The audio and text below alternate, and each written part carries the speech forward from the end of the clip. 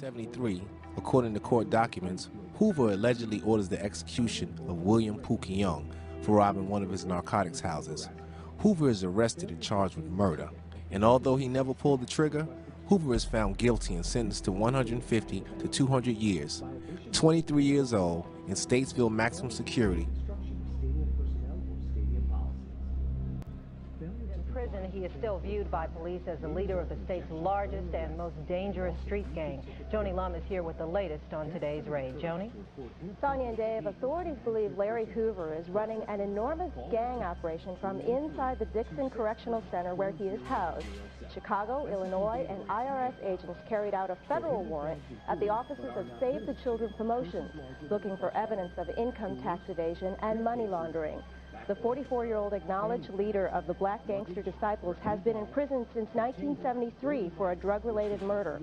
At several parole hearings, he's claimed he's a changed man who is no longer violent. Today, police spent about 2 hours combing through the records of Save the Children on the South Side. They seized half a dozen cardboard boxes and file cabinets of financial records and also $7,000 in cash. Police say the charity organization has legitimate operations, but they also believe it is a front for an effort to get Hoover out of jail. Police believe that Hoover has been running drug trafficking in the city of Chicago from his jail cell, and that potential tax law violations may be a way to dismantle the gang. Police also went to the home of Hoover's wife, Wendy Jenkins, where they also just took some records.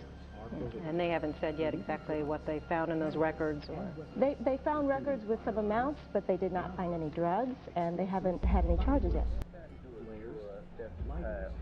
Amount of time are always prohibited. Please return any prohibited items to your vehicle. Items cannot be left at the gate, and advance staff will not accept responsibility for items. Will call is at the ticket booth located outside Gate 1. Ticket resolution at the Coliseum box office at Gate 29. First aid is located inside the Coliseum near Gate 1 and Gate 16. Well, basically, the Coliseum is a you think about preparing yourself for the future. Smokers and smoking implements are Preparing yourself prohibited for one day in when any you area will of the return to the Coliseum. street. This includes the use of e-cigs, vaporizers, and smokeless tobacco. To ensure the safety of all guests, re-entry to the Coliseum is not allowed. Please remember to wear your face mask at all times while inside the Coliseum. I see these kids coming in here every day to enjoy the event. Please 10, remember to be 20, 30, 40 years. Their life wasted just like I wasted mine. In 1969, we combined forces and we established 2 kings and 2 princes.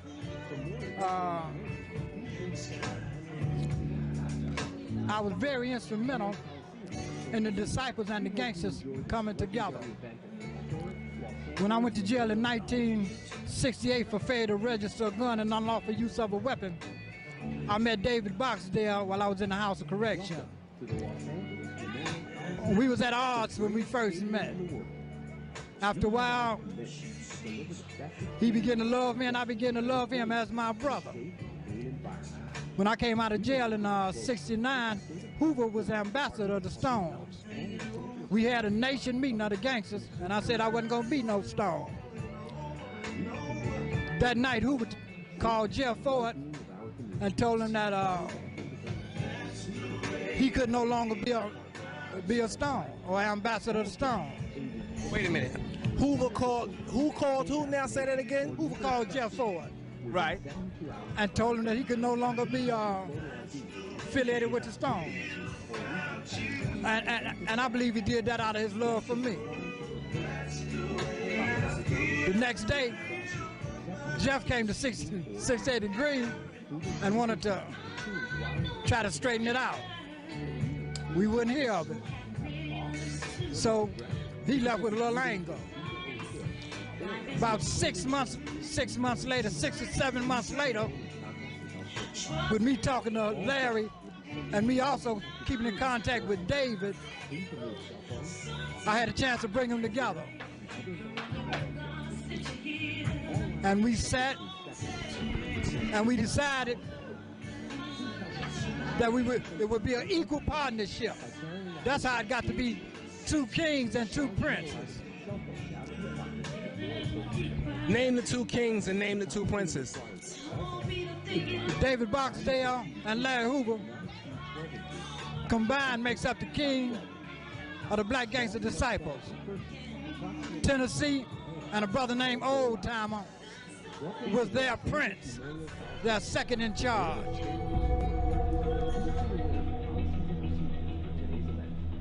In order to ensure a safe and enjoyable environment, had this vision for the Gangster Disciples, and they followed it.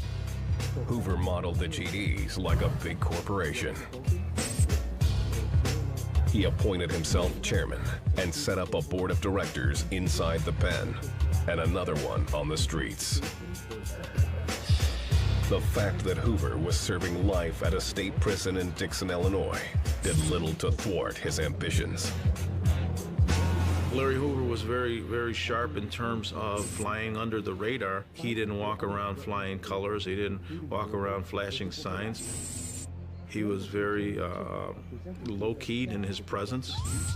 Hoover took advantage of the state prison's liberal rules to hold scores of meetings with gang members over the phone and in the visitation room.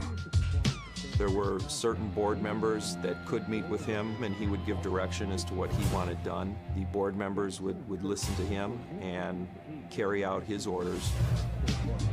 These GD leaders passed orders down to foot soldiers, who then carried out the gang's business on the streets. He had developed his organization to a point where he had several layers that made it very difficult to ever implicate him on anything. In 1978, Hoover solidified his power base behind bars.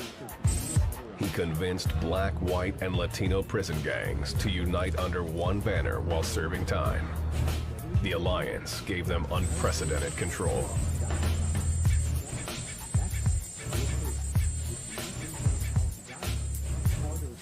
Hoover called it the Folks Nation. Hoover got them together and made all of them drop the flags that they were with and become just one gang. With his power inside cemented, Hoover flexed his muscle on the streets.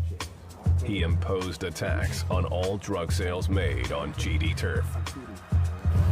In exchange for the right to sling dope, dealers had to share 70% of their earnings with the GD leadership. Hoover's enforcers made sure that everyone paid up. We had to pay dues, you know what I'm saying? Every week they said that this money was going to be used to buy guns, clothing, pay rents, lawyers, things of that nature. In the late 1980s, the explosive rise of crack cocaine transformed Hoover's organization into a drug empire. The GDs amassed yearly profits in the tens of millions of dollars, but they always wanted more, snatching up drug turf from rival gangs. That's why there was so much violence, because they tried to acquire as much territory as they could in order to sell the narcotics and generate more revenue. There aren't kids anymore in the gang. This isn't the West Side Story of the 1950s movie. These are businessmen. This is the new outfit. Late 80s and very early 90s, they became a national force by recognizing outside markets outside of the city of Chicago and began putting their members into various cities throughout the United States. The Gangster Disciples are now in a position to import narcotics from foreign countries.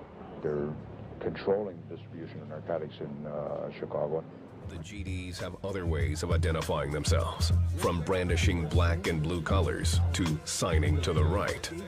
That means cocking their hats to the right, crossing their arms to the right, or rolling up their right pant legs. And they use hand signals and handshakes to tell friend from foe.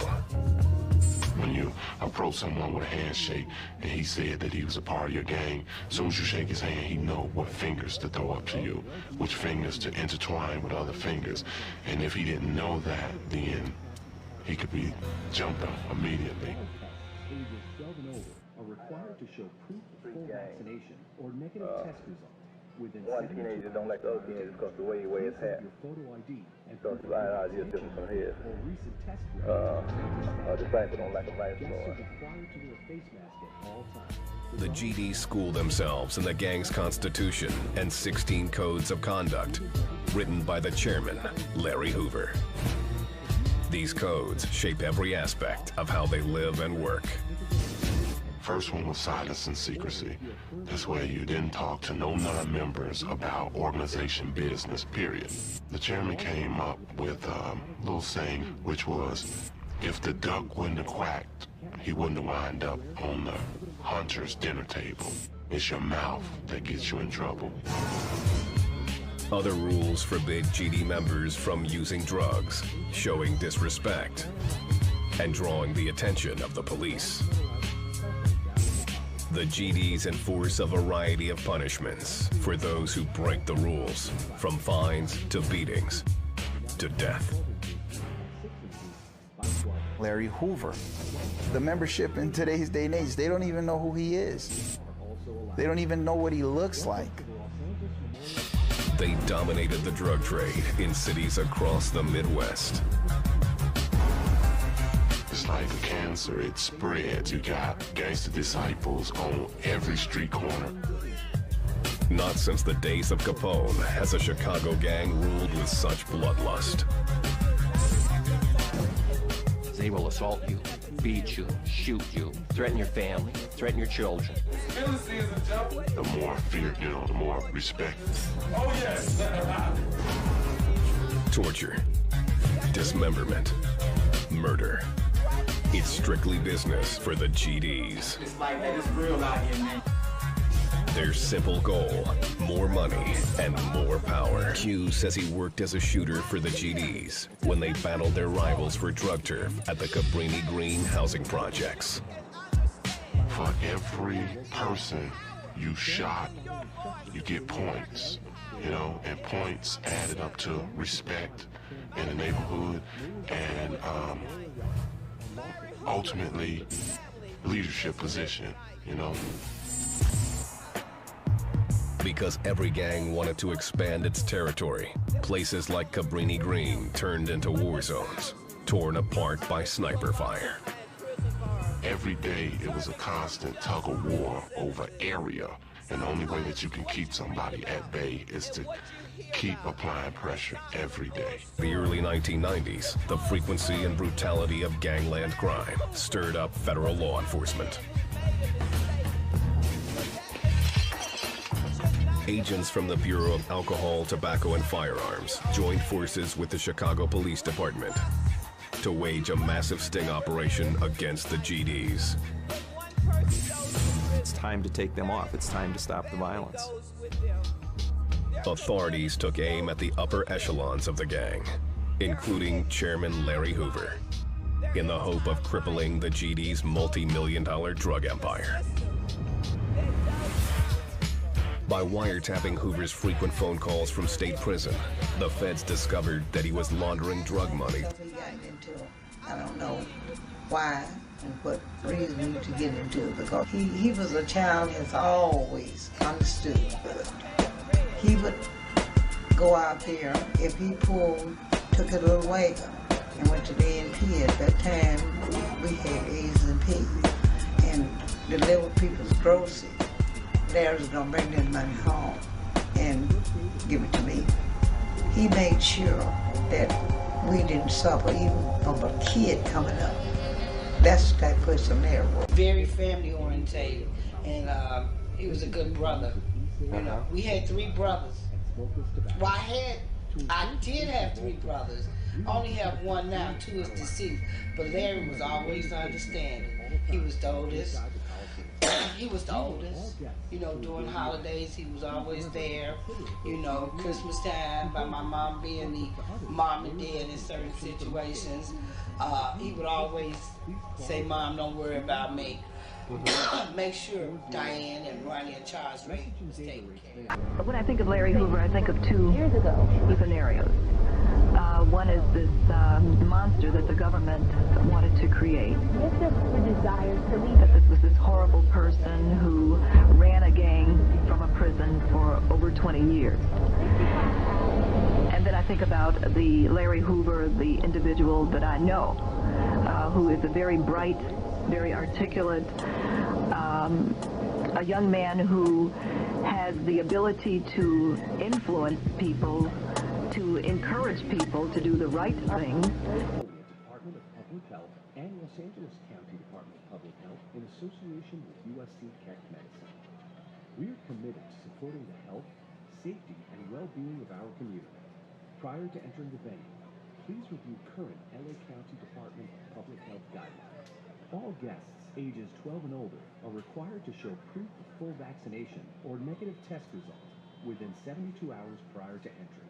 Please have your photo ID and proof of your vaccination record or recent test ready to present to staff at entry. Guests are required to wear a face mask at all times, regardless of vaccination status, except when actively eating or drinking. Food and beverages must be consumed while in your ticketed seat. If you are experiencing symptoms, have a cough, shortness of breath, difficulty breathing, and fever or chills, or if you are currently under isolation or quarantine orders, please return home and contact your healthcare provider. All guests will be subject to metal detector screening before entering. Please remove cell phones, cameras, headwear, and other large metal objects for screening. All items are subject to inspection before being admitted inside the Coliseum. Please help us in providing an efficient and safe entry process by carrying items in clear view. Have large metal items and cell phones out of your pockets before approaching the metal detectors.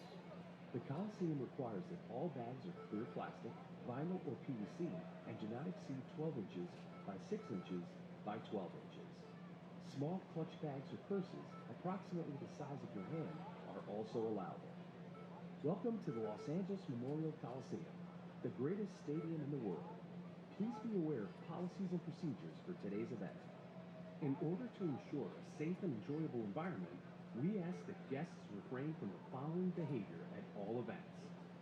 Profanity or other offensive language or gestures, whether spoken, written, or appearing on apparel. Smoking, including vaporizers, e-cigarettes, and smokeless tobacco. Intoxication or excessive alcohol consumption, or signs of substance impairment that results in irresponsible behavior. Bringing prohibited items into the venue. Throwing of items or liquids, entering the playing field at any time, fighting or other threatening behavior, including verbal or physical harassment, failure to retain your ticket or present it to event staff if requested to do so, resale of tickets at the venue, violation of state or local laws, failing to follow instruction of stadium personnel or stadium policies. Failure to comply with the fan code of conduct may result in ejection or arrest and loss of future ticket privileges. Guests are encouraged to report inappropriate behavior to manage